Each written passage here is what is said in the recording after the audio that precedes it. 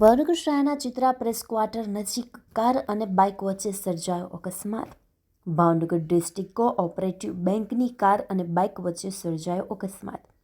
Bhavnagar district bank cooperative કારના ચાલકે bike ચાલકને લીધો અડફેટે। બાઇક ચાલકને ગંભીર ઇજાઓ થતાં સારવાર માટે સિવિલ હોસ્પિટલ ખાતે ખસેડવામાં આવી। અકસ્માતને લઈને લોકોના ટોળા ઉમટી પડ્યા।